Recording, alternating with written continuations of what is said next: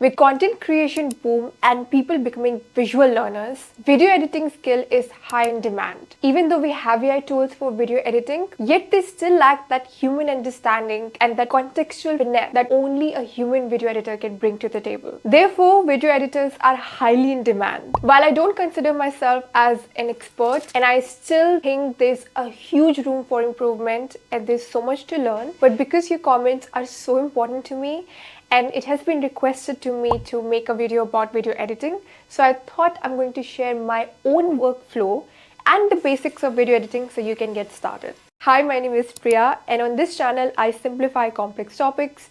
I make videos about digital tech, tutorials, personal finance, and much more. If you're someone who loves simplicity and who's a student for life like me, then please consider subscribing to my channel.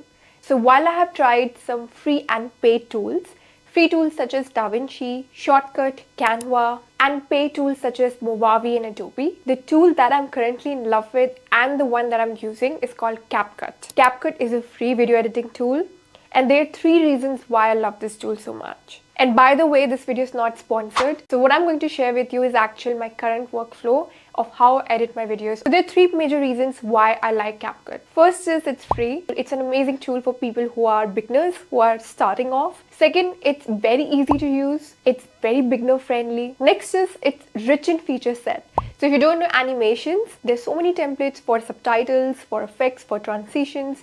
You can even add filter, do so much, and even sound effects in just one software in one place. And the next is stability. Like, I hardly find any glitches, any technical glitches that I came across quite often in previous tools, which is great because it's a free tool. Now, without wasting time, let's get started. All right, first thing first.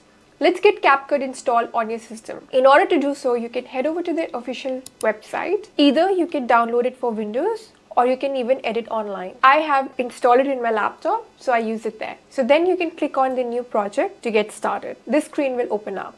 Now this is your workspace overview. CapCut's workspace is designed for efficiency. You can import it by clicking on this plus button. You can preview window over here as to your video will appear here.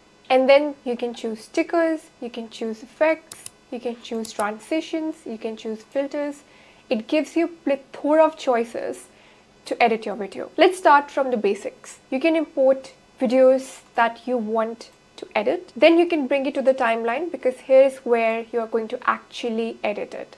You can view your video over here, and you can adjust this according to your video. You can even customize this video by clicking on this ratio button. You can make it better for Instagram Reels or for YouTube Shorts, or if you want to keep it as such for a long video. You can even increase the screen size or even drag it, adjust the workspace according to your convenience. Now let's talk about the basics of editing. Once you've imported media, bringing your media into CapCut is the first step in the creative process.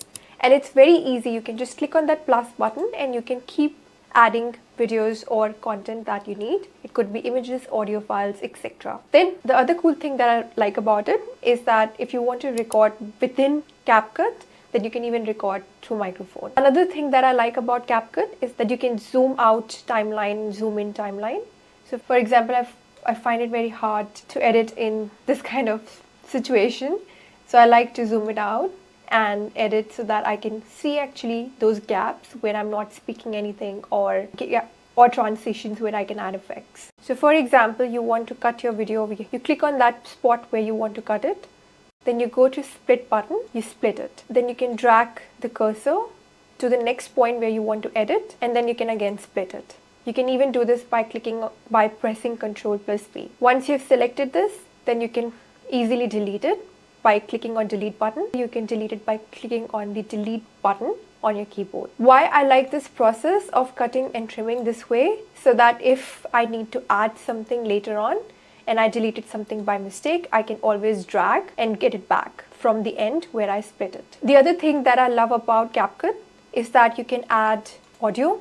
So you can add sound effects within this software. You don't have to go to another software to add sound effects, and it has really good sound effects that mostly used, which are subtle. So for example, I like the click sound effect, I like the typing on keyboard sound effect, I like the beep sound effect, etc. Next is you can even add subtitles. So the best thing that I like about is that it allows you to add subtitles, and it has lots of templates. It has trending templates, it has social media templates, like you can find templates based on categories as well. So for example, if you're making a vlog video, then you can find templates which are useful for that vlog kind of category of video. Now, some of these templates are outdated, so I don't use or recommend all of these. Find what will look good in your videos. The next thing that I like about CapCut is that you can literally search for stickers that you're looking for, and it will give you many options that you can choose. Stickers are always helpful to explain a concept, especially if it's a complex concept. So I love this fact. The next thing is transitions, and these transitions are actually useful when you're jumping from one clip to another. So for example, when I split this video over here, then I can add transitions. And by the way, I didn't show you how can you add transitions. So all you need to do to add transition is to click and then add. And the best thing is it will give you a preview of how it will look like. So even before you add it, let me undo this, and it will show you a preview of how it will look like in your video actually before you add it. If you like it, then you can add it to your track by clicking on this plus button and ask them to add effects. All you need to do is just select the effect that you want to add, and then you can add it. For stickers and for text as well, all you need to do is first download it, and then you can go to this area where you can make changes to added things. You can select it, and then you can add subtitle you want to add. So you can even increase or decrease its scale. You can drag it to the position where you want to put it. You can even use templates. For example, if you didn't like this template, you can use this template. You can always change templates as well. You can choose from so many presets. My workflow typically includes following steps. First, I import all the graphics, compile everything in one place, then add the content into timeline. Adjust the timeline, zoom in, zoom out based on which stage of editing I am in. For example, if I'm cutting the video, I'm removing unnecessary clips or unnecessary parts, then I like to zoom it out further so that I can see those areas where I'm not speaking much, where there are silences, or if I'm repeating something, so I can easily go and remove it. After trimming my video and removing unnecessary clip parts, I go to the next stage, which is to add subtitles. I choose a template, and then I add stickers to explain complex topics, add effects if required, transitions. I don't like adding too much transitions because sometimes it makes no sense. So I like to keep it simple, and I think less is more. But if you're making a short video, it's always useful to have transitions. The other thing I like about CapCut is that you can even add filters. You don't have to go to another software to do so.